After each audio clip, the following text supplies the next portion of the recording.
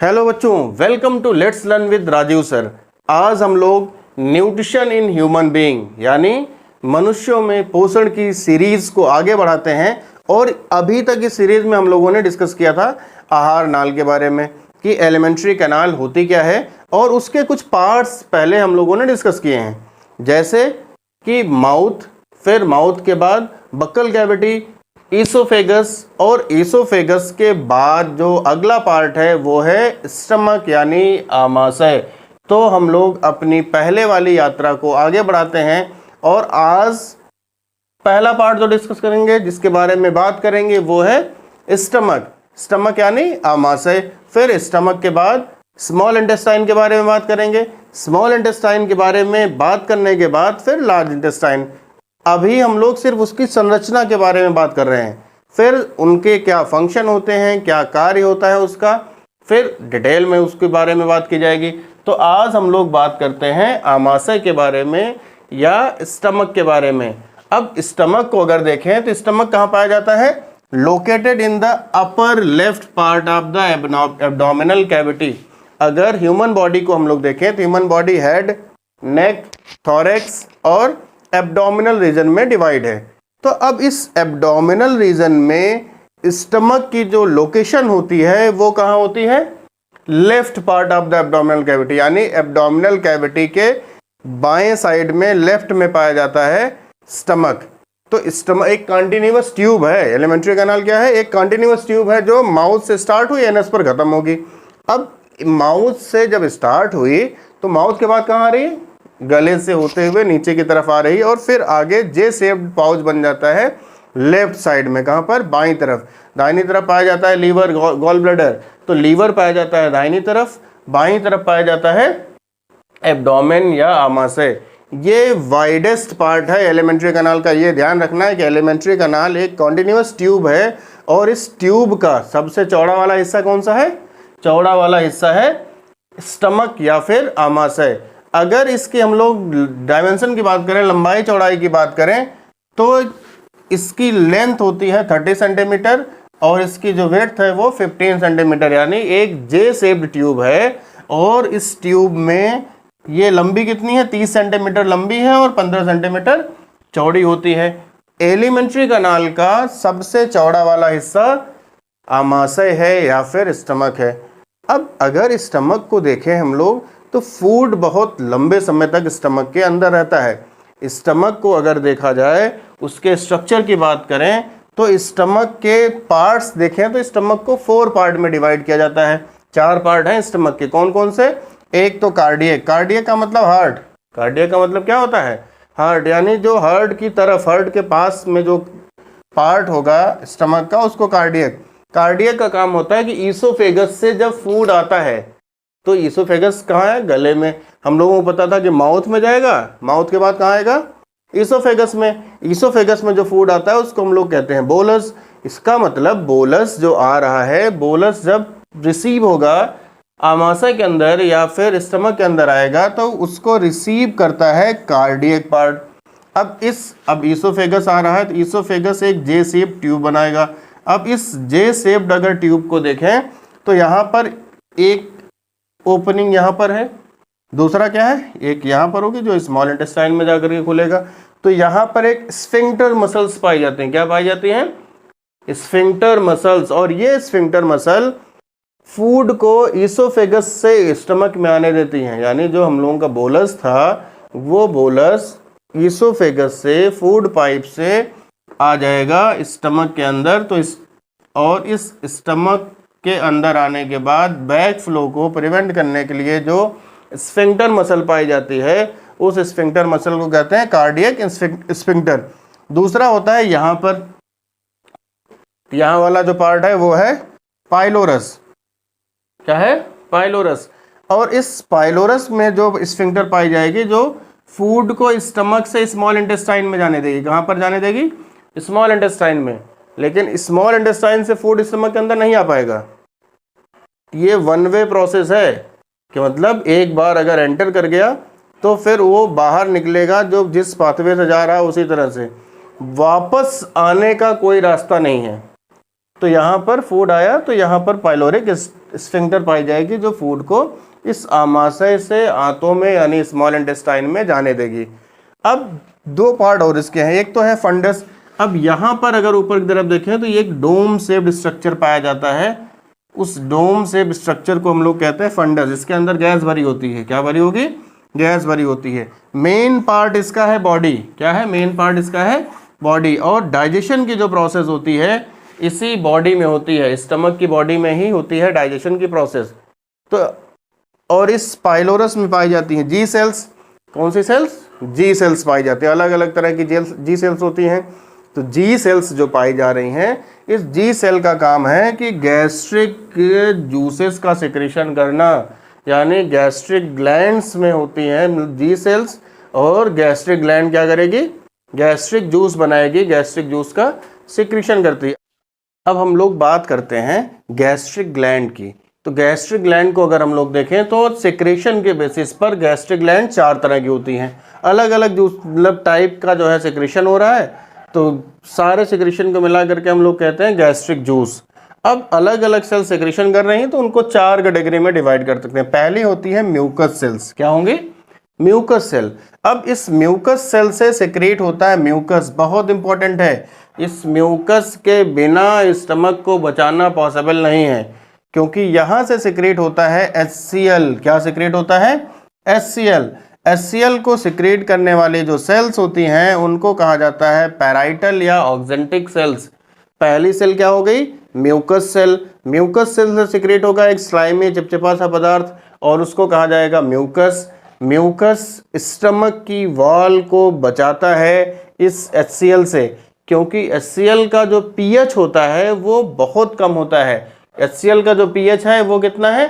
1 से 3, यानी strong acid है। अगर उस एसिड को बाहर से डाल दिया जाए बॉडी के ऊपर तो बॉडी में स्किन बर्न हो जाएगा, बॉडी में होल हो जाएगा, लेकिन जब स्टमक के अंदर है तो उस एसिड का कोई इफेक्ट नहीं पड़ रहा है, उस अम्ल का कोई प्रभाव नहीं पड़ रहा है। उसके पीछे का रीजन है म्यूकस। अब इस HCl को बनाने वाली जो सेल्स हैं उनको कहा जाता है पैराइटल सेल या ऑक्जेंटिक सेल। HCl बहुत इंपॉर्टेंट है कि अगर कोई फूड पार्टिकल, जैसे हम लोगों ने खाना खाया तो खाने के साथ में बहुत सारे जर्म्स एंटर कर जाते हैं। माउथ में भी कुछ जर्म्स को मारने के लिए लाइसोजाइम होते हैं, लेकिन अब कुछ स्ट्रॉन्ग है जो वहाँ पर मरे नहीं, तो उन बैक्टीरिया को क्या करते हैं? फूड को ले गए, एसिड में डिप कर दिया। एसिड में जब डुबो दिया जाएगा तो वहाँ पर एसिड में डूबने से बैक्टीरिया जो लाइसोजाइम से बच करके स्टमक के अंदर चले आए हैं वो भी खत्म हो जाएंगे। तो स्टमक का पहला काम क्या हो गया कि kill the germs comes along with food, यानी खाने के साथ में अगर कोई भी जीवाणु, कोई विषाणु अगर आ गया है तो वो इसको डाइजेस्ट कर देता है, उसको डिसॉल्व कर देगा। दूसरा, इसी ऑक्जेंटिक सेल से सिक्रेट होते हैं कुछ इंट्रिंसिक फैक्टर। ये इंट्रिंसिक जो फैक्टर है इसका काम बहुत इंपॉर्टेंट है। ये विटामिन B12 के एब्जॉर्प्शन में हेल्प करता है। किसमें? विटामिन B12 के एब्जॉर्प्शन में हेल्प करते हैं, और ये सिक्रेट होता है पैराइटल या ऑक्जेंटिक सेल से। तीसरे टाइप की जो सेल है उस सेल को हम लोग कहते हैं जाइमोजेनिक सेल, और या फिर चीप सेल कहा जाता है। चीप सेल है, यानी मेन काम है इसका एंजाइम का सिक्रेशन करना। ये क्या करते हैं? एंजाइम सिक्रेट करते हैं। और एंजाइम कौन सा सिक्रेट होता है? प्रोटीन को डाइजेस्ट करने वाला एंजाइम। तो प्रोटीन जो खाते हैं वो प्रोटीन जब स्टमक के अंदर जाता है तो वहाँ पर उसका पाचन शुरू होता है, और उसको डाइजेस्ट करने वाले एंजाइम है पेप्सिनोजन, और मिल्क में पाई जाने वाली जो प्रोटीन है वो प्रोरेनिन। इनके काम है वो आगे हम लोग डिस्कस करेंगे। पेप्सिनोजन ये प्रोटीन को डाइजेस्ट करता है, प्रोरेनिन भी मिल्क में पाई जाने वाली प्रोटीन को डाइजेस्ट करने वाला एंजाइम है। सिक्रेट कहाँ से हो रहा है? जाइमोजेनिक सेल से या चीप सेल जो स्टमक में पाई जा रही हैं। चौथे टाइप की सेल है जी सेल या एंटेरोक्राइन सेल। ये गैस्ट्रिन हार्मोन का सिक्रेशन करती है। तो ये पूरी की पूरी ये गैस्ट्रिक ग्लैंड मिल करके सिक्रेट कर रही हैं गैस्ट्रिक जूस। क्या बना रही हैं? Gastric juice. अगर इस गैस्ट्रिक जूस के बारे में हम लोग देखें तो आमाशयी रस जो है, इस आमाशयी रस को अगर देखें तो इसका अगर कलर देखा जाए तो इसका कलर होता है पेल येलो कलर, यानी पीले रंग का होता है। दूसरा क्या होगा, अगर इसके पीएच को देखें तो पीएच इसका 1 to 3 होता है। 1 से 3 होता है, यानी ये क्या है, स्ट्रॉन्ग एसिड है। पीएच जैसे जैसे कम होगा, पीएच 7 से जितना कम होता है उतना ही एसिड की उतना ही स्ट्रॉन्ग एसिड होता है। केमिस्ट्री में इसको हम लोग पढ़ेंगे आगे। अगर कितना सिक्रीट होता है उसको देखें तो 2 से 3 लीटर, कितना, अब सोचिए 2 से 3 लीटर गैस्ट्रिक जूस का सिक्रीशन पर डे हो रहा है।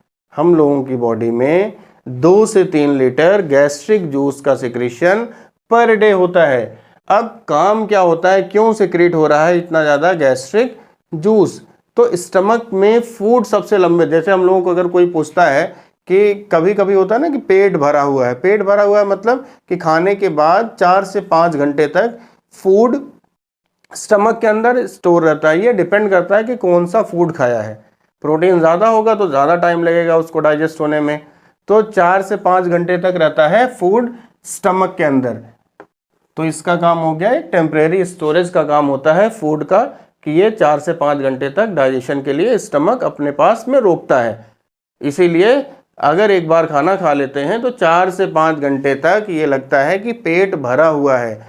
तो कोई अगर खाने के लिए ऑफर करता है, बहुत अच्छी चीज़ भी है, बहुत अच्छी डिश है, तब भी खाने की इच्छा नहीं होती है। क्यों? क्योंकि स्टमक में पहले से ही फूड भरा हुआ है और ब्रेन फिर ये कहता है कि नहीं, अब खाली जगह नहीं है, अब इसमें जो है और फूड को नहीं भरा जा सकता है। अब यहाँ पर दूसरा होता है इसका फंक्शन कि ये केमिकल डाइजेशन करता है। केमिकल डाइजेशन हम लोगों ने पढ़ा था कि स्टार्ट हो जाता है बक्कल कैविटी में ही, और बक्कल कैविटी से जब फूड आता है आमाशय के अंदर या फिर स्टमक के अंदर, तो स्टमक के अंदर आने के बाद इस फूड में जो प्रोटीन होता है, ये एंजाइम जो सिक्रीट हो रहे हैं, ये प्रोटीन का डाइजेशन स्टार्ट कर देते हैं। मैकेनिकल डाइजेशन यहाँ पर होता है। स्टमक की जो वॉल्स होती हैं, स्टमक की जो इंटरनल वॉल है, इसमें बहुत सारे फोल्ड्स पाए जाते हैं। क्या पाए जाते हैं? बहुत सारे फोल्ड, जो इनर सरफेस होती है इसमें फोल्ड पाए जाते हैं, मुड़ी हुई होती है। और इन फोल्ड का काम क्या होता है कि ये चर्निंग भी हेल्प करती है। दूसरा, जब फूड आता है स्टमक के अंदर तो ये फोल्ड्स ओपन हो जाते हैं। जब फूड नहीं है स्टमक के अंदर तो ये फोल्डिंग पाई जाती है, मुड़े हुए रहते हैं। अब सिंपल सा समझो कि एक अगर आपके पास में पॉली बैग है, उसके अंदर कुछ भरा नहीं है तो क्या होगी, वो मुड़ करके जो है सिकुड़ करके खाली हो जाती है। लेकिन अगर कुछ भर दिया जाए उसके अंदर तो भरने से क्या होगा, वो फूल जाती है। उसी तरह से स्टमक की वॉल में जो ये गैस्ट्रिक रूबी पाए जाते हैं, ये फोल्डिंग्स हैं, और ये फोल्डिंग फूड आने के बाद क्या होंगे, ओपन हो जाते हैं। तो स्टमक थोड़ा सा बढ़ जाता है, बड़ा हो जाता है।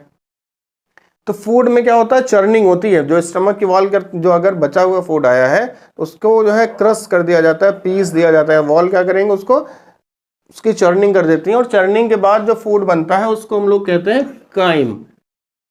याद रखना है कि जो आया था फूड आमाशय के अंदर उसको कह रहे थे बोलस, यानी स्टमक के अंदर जो खाना आया वो बोलस था। अब इंटेस्टाइन में जो जाएगा वो काइम जाएगा। ठीक है, तो इंटेस्टाइन में जाएगा काइम। इसका सबसे इंपॉर्टेंट फंक्शन है, ये कुछ एब्जॉर्प्शन का भी काम करता है। जैसे वाटर, एक्सेस अमाउंट में जो वाटर है वो भी स्टमक में एब्जॉर्ब हो जाता है।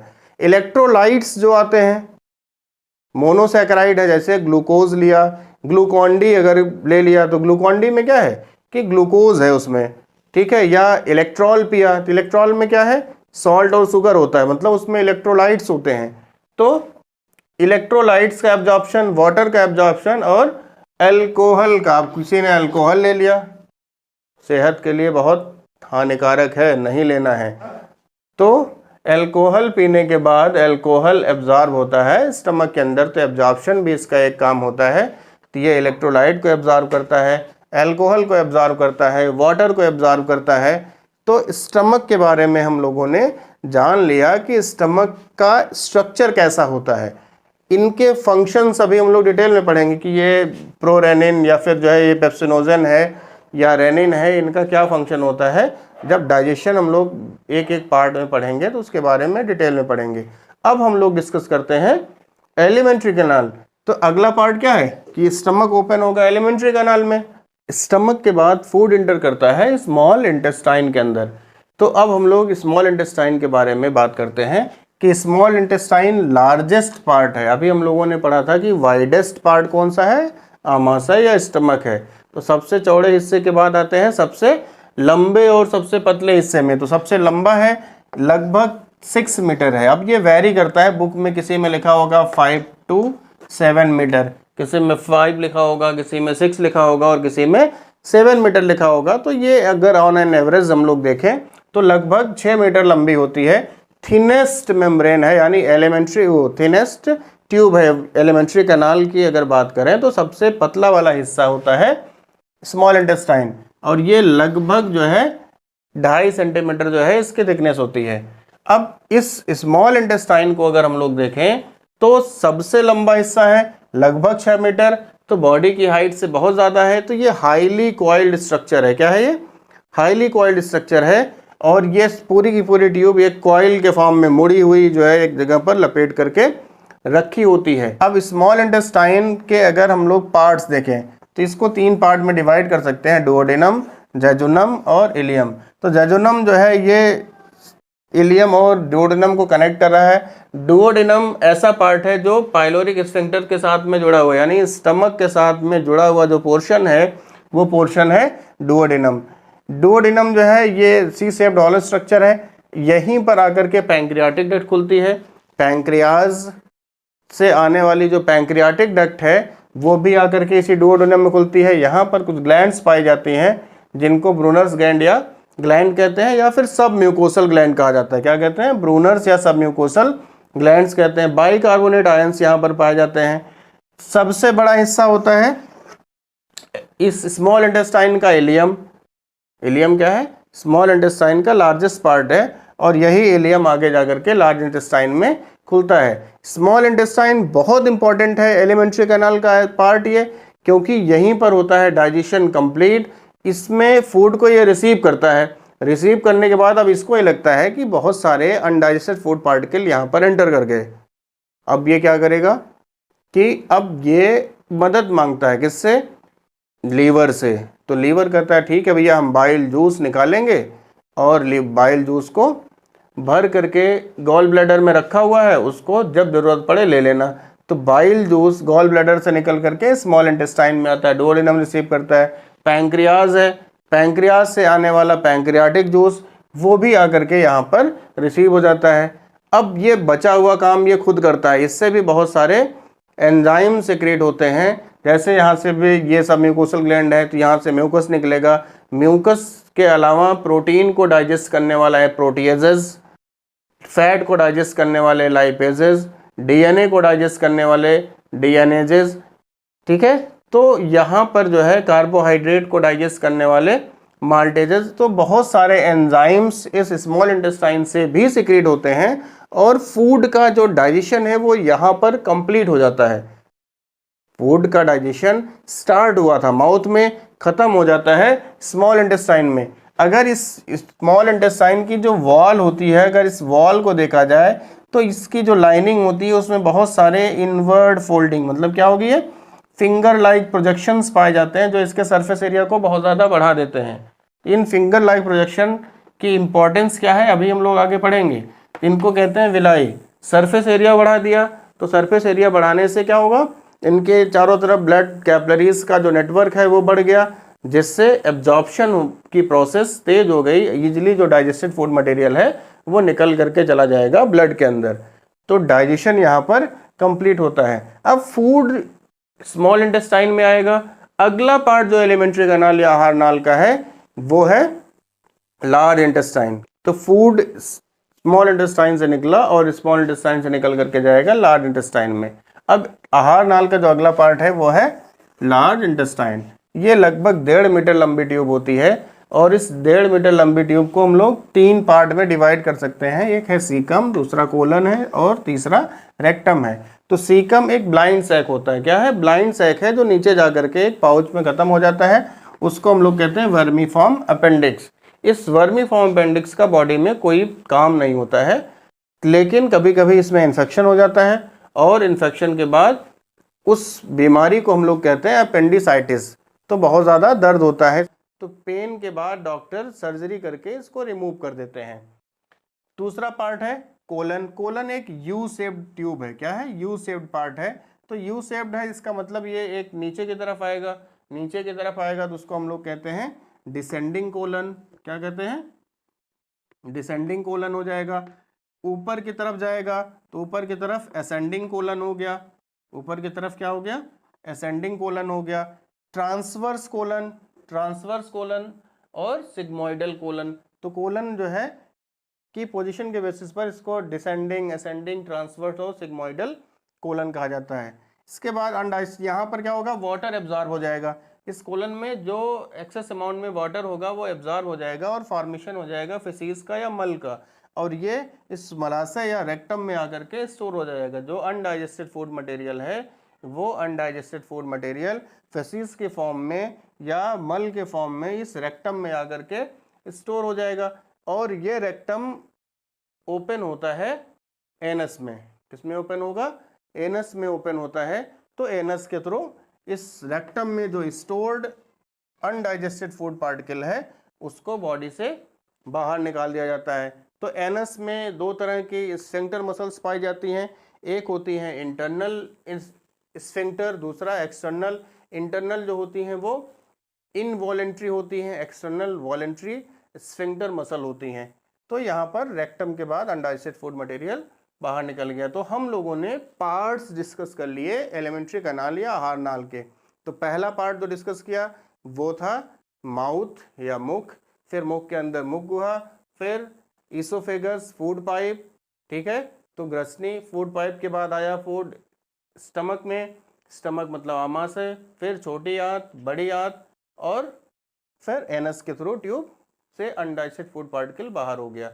अब इसके साथ में एलिमेंट्री कैनाल के साथ में जुड़ी हुई एसोसिएटेड ग्लैंड्स हैं। तो हम लोग एसोसिएटेड ग्लैंड्स के बारे में पढ़ेंगे कि ग्लैंड्स का क्या रोल है डाइजेशन में, उनका स्ट्रक्चर क्या होता है, किस तरह के जूसेस का वो सिक्रीशन करते हैं। फिर उसके आगे डिस्कस करेंगे कि डाइजेशन कैसे कंप्लीट होता है। तो नेक्स्ट लेक्चर में हम लोग डिस्कस करेंगे डाइजेस्टिव ग्लैंड्स के बारे में। तब तक पढ़ते रहिए और खुश रहिए।